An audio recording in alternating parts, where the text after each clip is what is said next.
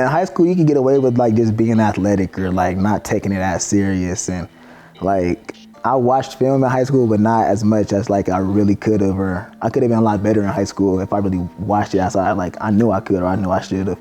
But you can't really get away with that in college. You for sure can't get away with that in the NFL.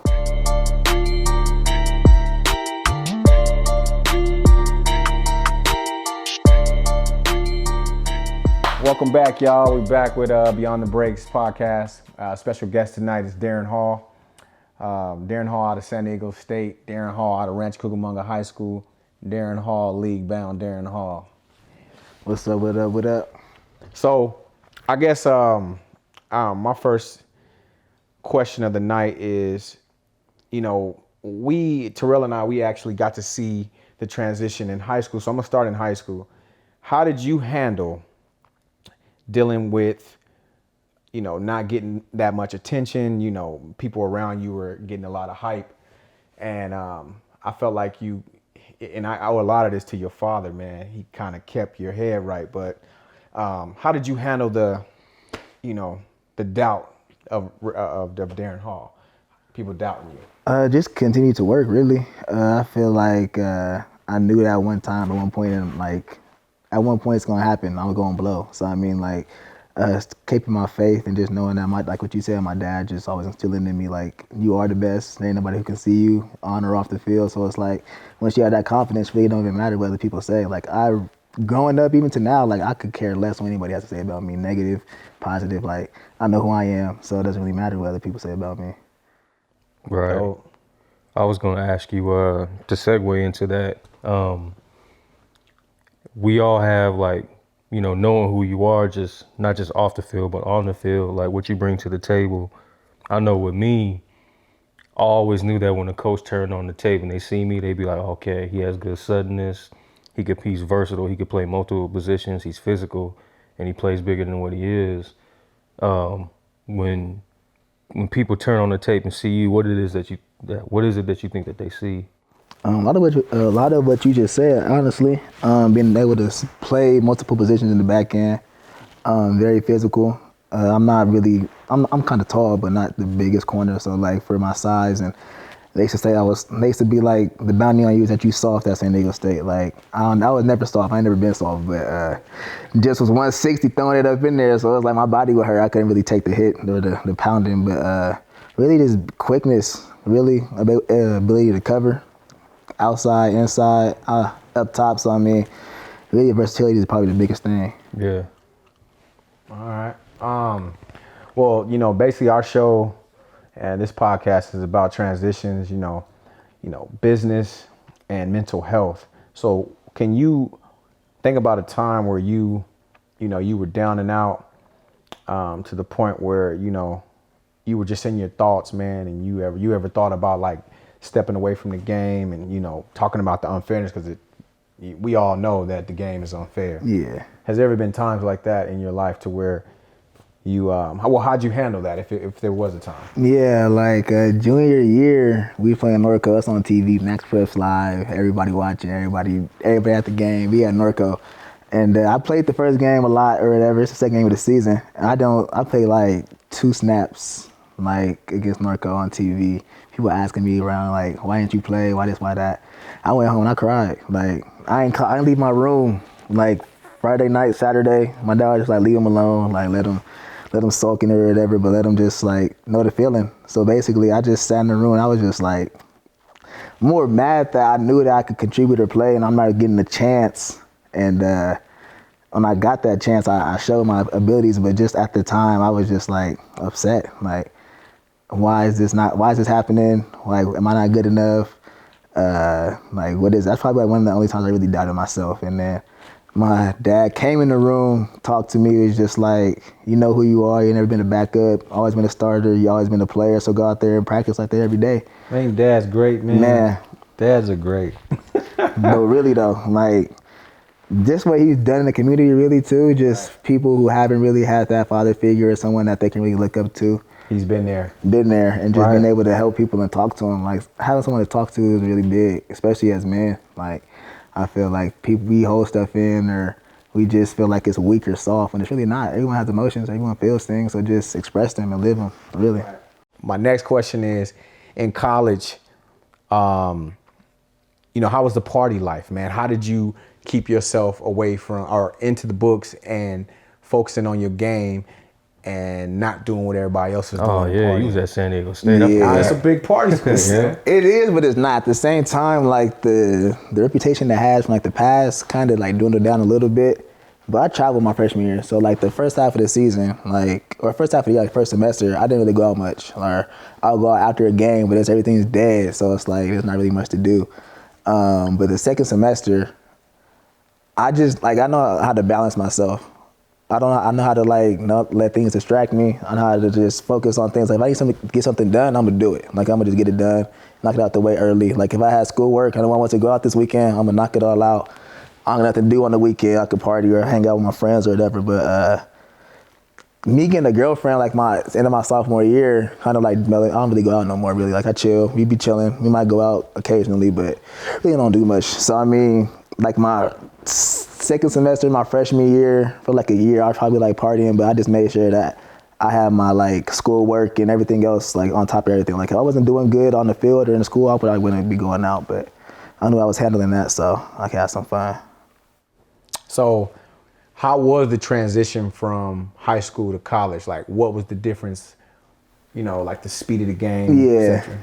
In high school, you could get away with like just being athletic or like not taking it as serious. And like I watched film in high school, but not as much as like I really could have, or I could have been a lot better in high school if I really watched it. So I knew I could, or I knew I should have.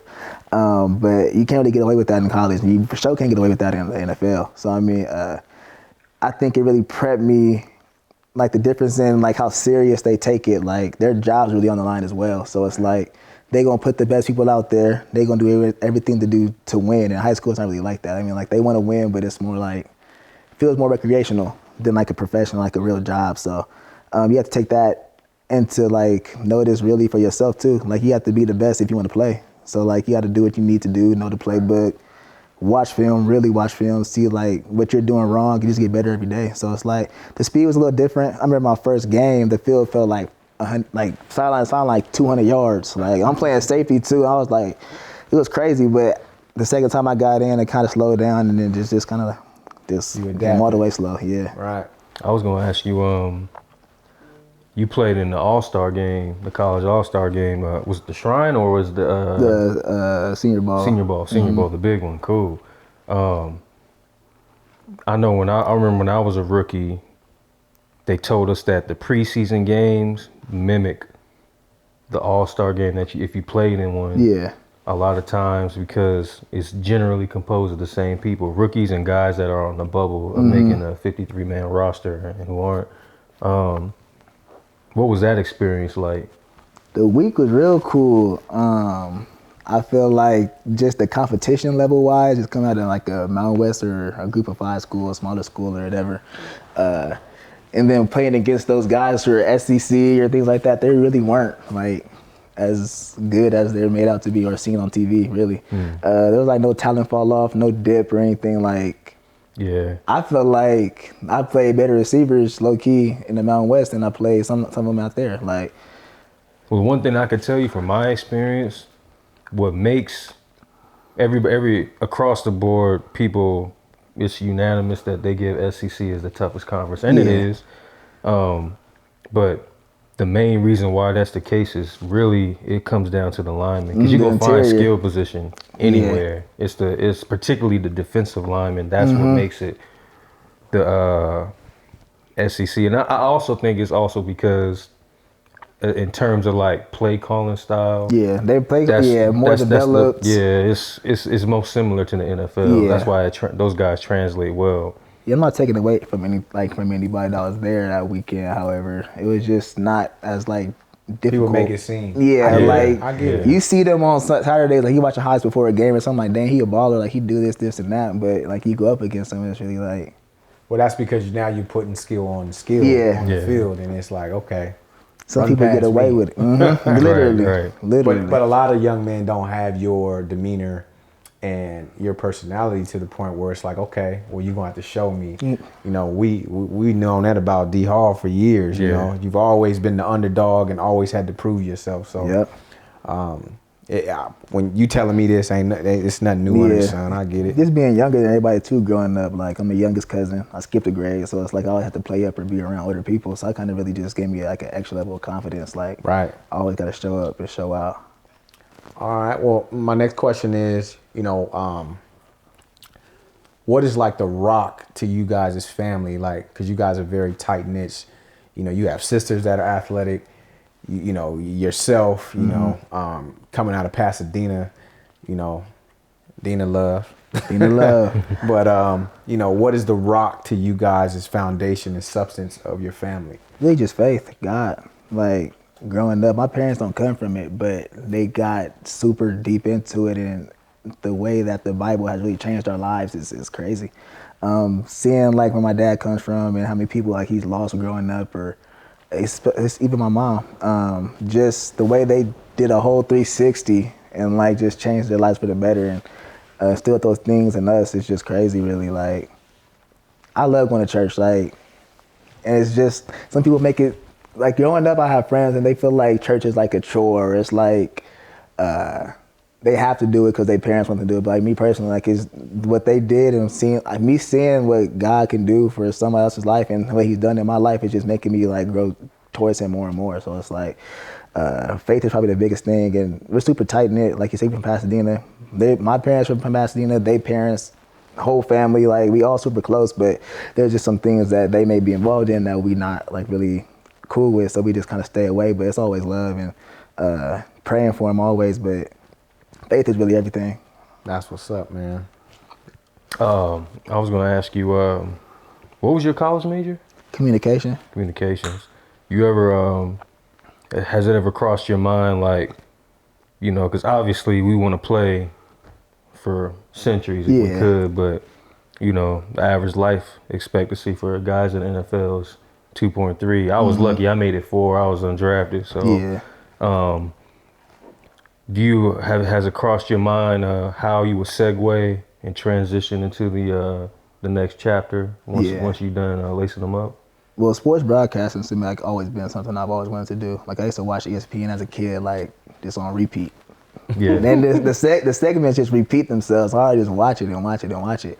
But my mom is in the real estate now, and like how big that business is really, and just like buying property, the equity you can build like throughout a property just in a year, like the money you can make off of that, flip, really, just quickly. So a bunch of financial ventures that I believe and trust my parents will lead me in the right way, and the CPA or whoever I trust to like manage my money and things like that. But I've had thoughts.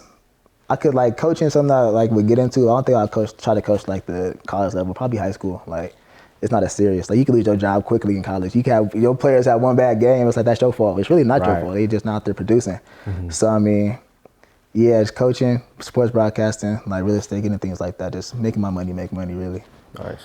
That's what's up, man. I was gonna ask you, you know, so now you've done your 4 years at San Diego State. You have an opportunity to go to the next level and play pro. You know, is there any butterflies? Are you nervous? I'm not nervous. However, like I really don't think it's hit me. Like the whole everything that's going on right now. Like I don't think it's hit me yet. Like I thought it would hit me when I got to Arizona to train for the combine or the pro days, but that didn't happen. After the pro day, well, before the pro day, I didn't sleep at all.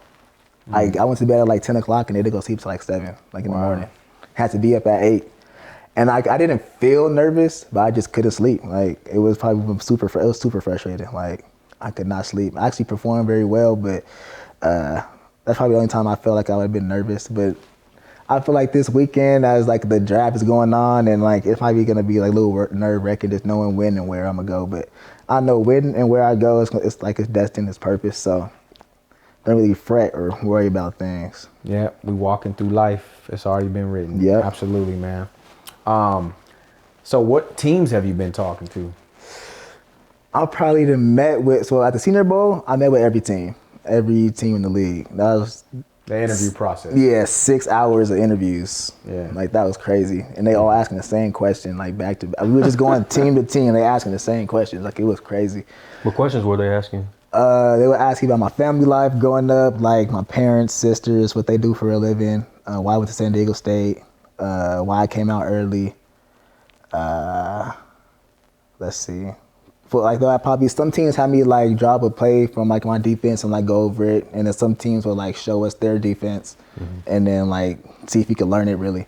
But since then, I probably met with about 14 teams, give or take. The Rams, let's see if I can name them all. I'm probably gonna leave some off, but the Rams, Steelers, Pats, Falcons, Saints, Jags, Jets, Bears. Meet with the Giants tomorrow. Niners. I know. And they're asking the same questions too, though. Yeah, but it's a process, man. I'm loving it.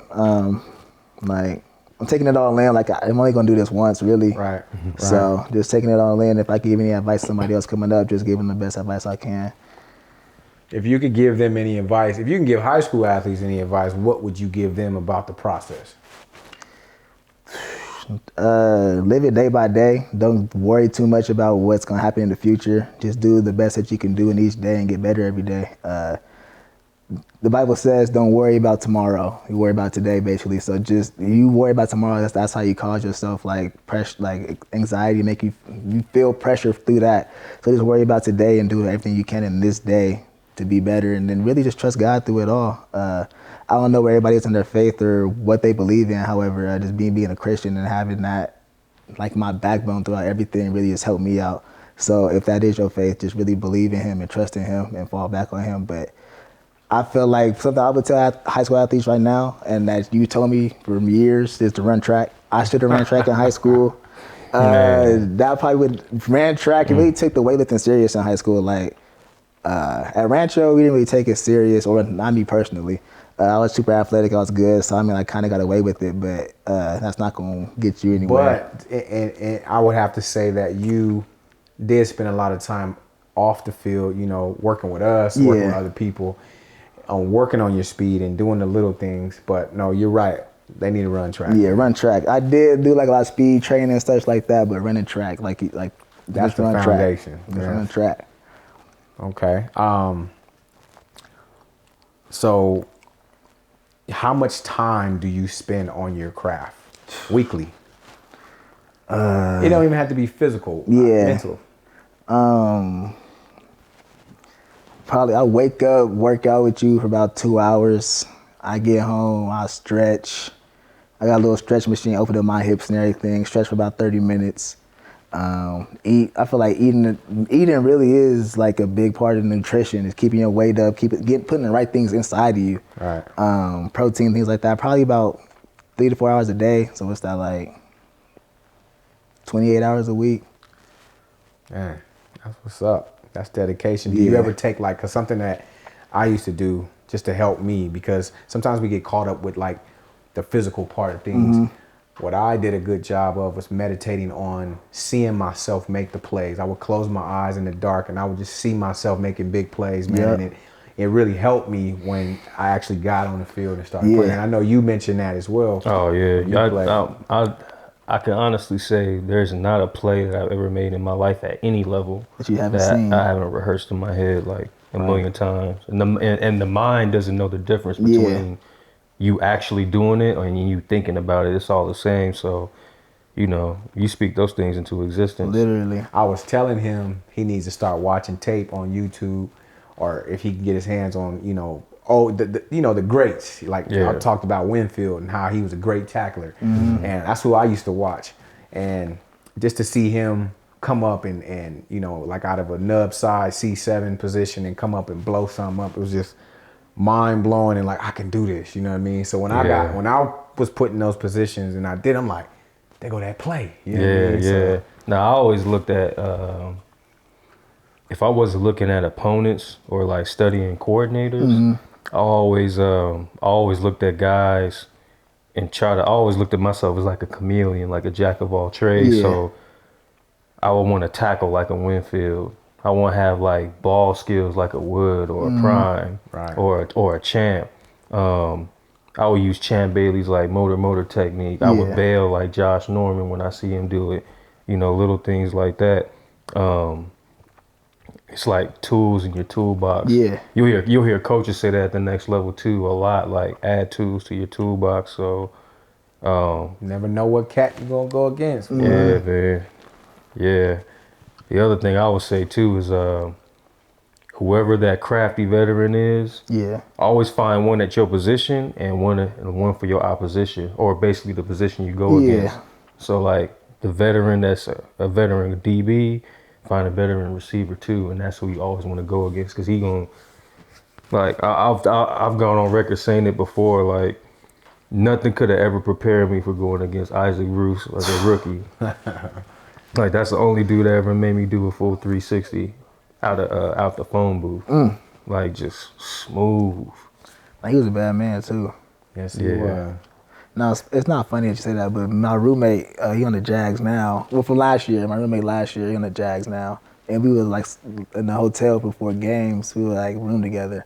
But he would sit in the room with his eyes closed and just visualize his plays. He had 9 picks that year. Like, he was like, bro, like all I do is just visualize it. Like I just sit in the room, I just lay down. I'm watching him do this too as well. Like I can vouch for him. So like, Yeah. seeing it is believing it. So like in your mind, like you said, really doesn't know the difference. Like it just reacts and it just happens. And I felt like there's been so many times on the field, like it feels like deja vu, but it's just you've seen it so much. Right. There's a couple players I see in my head still that I know I'm for the making the league. Like it's an out. I'm coming up the field, pick. It's 6 too. So Yeah. I see it. That's what's I up, see man. it. Seeing is believing for sure. Oh, I got a question. Go ahead. Would you do you have a market that you would like playing in, as far as like a team that you would like to go to? I mean, honestly, I'll go anywhere that's warm. Or not. Anywhere warm. Let me tell you something. Anywhere If you can't warm. play in the cold, you ain't gonna make Man. it. Hey, man. That's the truth. Now man. that BYU game we played this last year, it's like 3 degrees, and that was the coldest game. I mean, it was good, but it was cold. Most of the championship teams just historically come from the cold cold. climates. Coming from the cold. Yeah. Yeah. Yeah. Hopefully you go to a place where I can that defense adjust though. that but defense got a 4-man rush, because that's the biggest luxury. man, the whole NFC, like anywhere in the NFC West, like they whole D line is crazy. Each team, like the Rams, South too, Niners, NFC South too. in the South. So just give me this wherever I am. man. How would you feel if the Rams picked you up, like you playing in your hometown? Yeah, that would be backyard? crazy. Like that would be crazy. You sell a lot of jerseys, bro. Man, that would be crazy. Yeah, buddy. Yeah, nah, but I mean, at the end of the day, man, I just want to say I'm proud of you. You know, I kind of had the front seat. We had the front seat to Literally. see, because, you know, even going, like I said, not to rewind, but just going back to high school when nobody was really feeling D hard. Like, we just kept telling you, man, keep working. And then, like, you had to deal with the politics in high school, of course, but like I mean, I always mention you. I mentioned Aaron Lewis. You know, guys that had to fight, scratch, and claw to get on that field, man. And a lot of people didn't go through that. And that I kind of just know. messes them up in the league and college. Like they're Right. not used to competing. They just, things are given to them in high school Right. and as a youth. So I feel like that just builds So a foundation. Do you actually feel, because there's always a saying that says when you earn it, when you have to take the stairs and you earn it, it feels 10 times better Oh, yeah. when you get it. So you believe that wholeheartedly. That's dope, man. Cause really nothing I've gotten like this so far has been given to me. Like high school, college, like nothing like Right. I got to go out there. My junior year in high school, I was barely playing, sharing time. Ended up a starter at the end of the year, and then like my redshirt sophomore year, I didn't play like the first 4 games. And I know I should have been started, should have been playing. Right. And I'm just like digging back from that junior year, like okay, I know what I got to do. I know what I've been doing. I knew it worked, and the sharing time. Went from not playing to sharing time to becoming the starter, and like so. Right. You got to really earn it. It feels way better when you earn it. It feels way better. Man, tell me about, is it Ball by Faith? Ball by Faith. Tell me a little bit about that, man. Yeah, that's art. He said he got a vision, really, God, just to expand. TTGLG has been something that is like a foundation, but however, he had the clothing brand, he brought the clothes out of it, but he said he got a vision for Ball by Faith and to really blow that up. And he created it, got it in the works. My agent helped him out. We hooked him up with a guy for a website, my marketing guy, and we're blowing it up. So I'm gonna be like basically like the forefront or like the face of it. Really, I got the platform and everything. However, that's him, and he's really entrepreneur. He don't want to do no 9. He can't do no 9 to 5. He said that's just not him. He's just not doing it. I'm out there. He hustles. So it's a great thing that he's doing. Family business, really got my sisters in on it, working social media, things like that. So just, it's good. It's real good. That's what's up. Okay, so, I know you talked about real estate earlier. You talked about, stacking your money and doing the right things with your money. But is there any venture out there that you want to get into, while you're playing? Are you just gonna focus on playing? Oh nah, I can multitask, but how we talking about the 7-on-7 things, the tournaments the other day, and working out. Just I've always wanted to do camps and stuff, like go back home, do camps, capacity to do some camps. So wherever I'm at, training, I'm doing camps. So have you started? You need to start a nonprofit. Yeah, you got one. No, I don't have one, but I told my agents everything. Like before I signed with them, just laying out what I want to do in my career, and as I'm playing football and even after on. So that's something that they told me I'm gonna have to do, get a nonprofit. And it was just we'll handle everything. We'll have our people do what you need to be done while you're playing, or even if you're working out or something, you just come up to the event and show out and just have the people come with you or whatever. So they'll have it help me out and everything. So I really feel like I picked the right people to sign with. Just overall, just helping me with endorsements already. I have a series, or I think it just finished, but a series with Wilson Football. Mm-hmm. Days like this, just getting brands like Path Water, things like that. Just little things already before my time even knowing, being in the NFL. So awesome, they've been opening doors for me. Well, God's been opening doors, but using them to open up the doors. So using them as vessels. That's what's up, bro.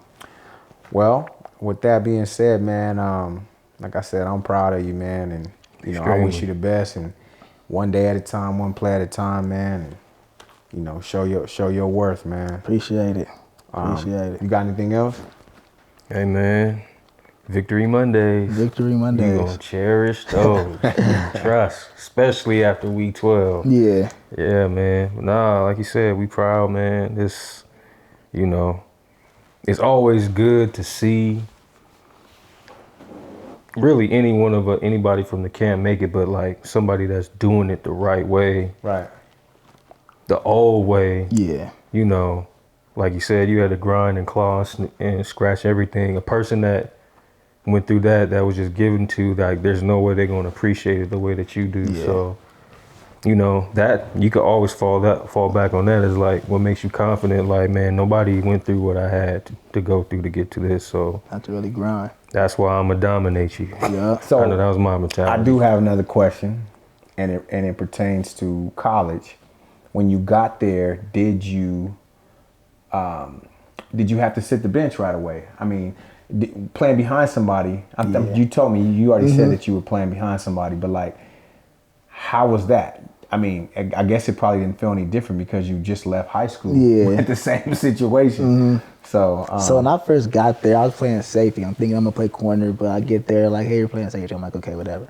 So the safety that was in front of me was a senior, redshirt senior, knew the playbook, been starting for the last 2-3 years. So I knew it was gonna be kind of tougher to take his spot since he's been playing as a defense. Right. So came in probably 3rd, 4th string as camp was going on. Middle of the camp, I'll get thrown in with the 2s, and I was 2 deep for the whole year. So I felt like I came in with the dude Trick Thompson, who came in and played the other safety position, and came in true freshman starter, played every game, started every game since he'd been there. So seeing that, I felt like he could play. He out there playing. I could do it too. Right. So it was kind of hard just not playing. Not even on special teams, really. Just traveling, practicing with the 1s and 2s, but just not playing. So My dad was like, just take it in, you know, like he's been a starter. He's a starter for a reason. You know, the playbook as much as him, like probably not, but he knows the situations. He's been through it all. So the few games I did play, it helped a lot. But I'm kind of glad I didn't play in my freshman year. Like just that year of watching and seeing everything and really watching it like up close, and then actually going in the next year and playing, like it slowed the game down for me a little bit. So that's what's up. I was thankful for that. So actually, I wanna go back to the tweet.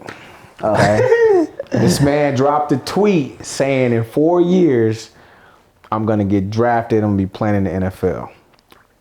A lot of people. I'm gonna let you tell the story, but a lot of people did not like that.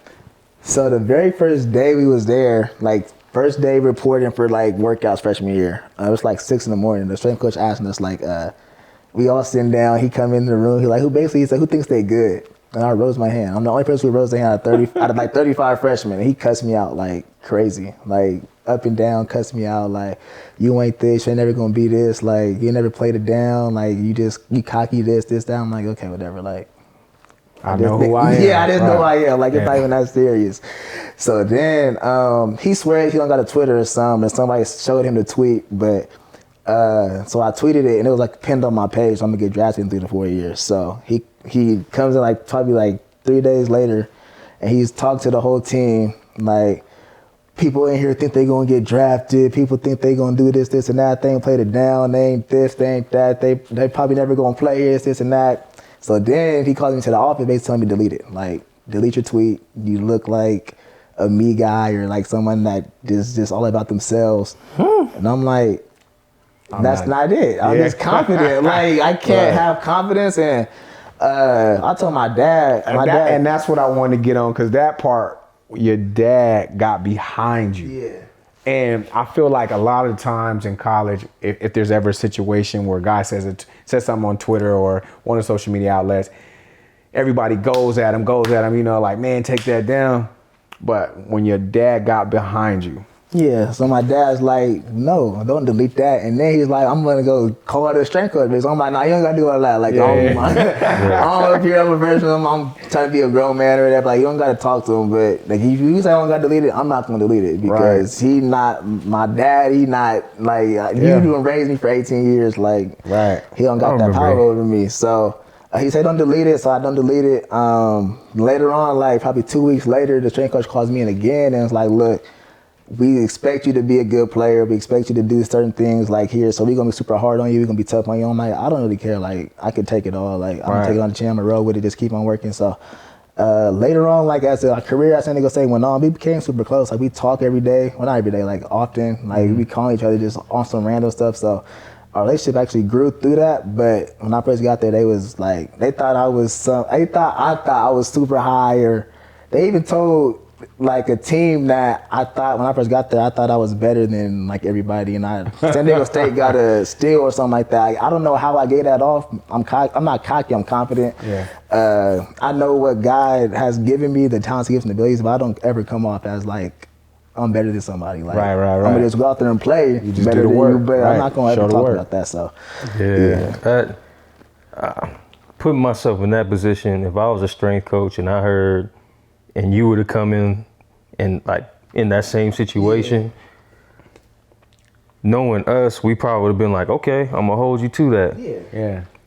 And no, when we saw the tweet, I'm not gonna lie, I'm gonna say, okay, he got to prove his worth now. When I seen that, I said he got to prove his worth now. I think I called you, and I was like, did you read this? I was like, this boy is bold. I think you three-way me and Darren. And I was like, this boy is bold. I loved it. I loved it. I was like, yeah. Confidence, man. And the thing about it is, like, people don't realize that you have guys that are perceived as actual cocky, that are professionals in their profession, but they don't realize that a lot of people do that to hold themselves accountable. Yeah.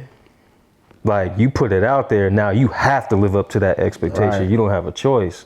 And people do that to motivate themselves. Some guys got to put themselves in against that proverbial wall. I feel like I did that with just talking mess. Like, everybody knows, like, I used to talk a lot of mess on the field, and the only reason why I talked mess was to make sure I backed it up. You know what I mean? Because you don't want to get God out there, man. You might get got, but guess what? You go Right. out there and get them. You feel me? Make Right, a play. right. You give up a play to go out there and make a play. Definitely. Like, it happens. There's gonna be people, they on scholarship, they gonna be professionals, so it's like, it happens. Go out there, make a play, make it up. Well, man, thanks for coming on, man. Like I said, I really enjoy watching this whole procedure, man, and process of your story come to life. And I wish you the best. I hope you get drafted, second day. But you guys stay tuned and make sure you check out the draft, man. D Hall will be on there getting his shine, man, and hopefully landing the team over here on the West Coast so he can stay in the heat. Stay in the heat. Stay close to home. That's what it is. But Beyond the Breaks podcast, we're gonna be coming at you probably within the next few weeks with another video, another guest. So stay tuned. We'll see you real soon.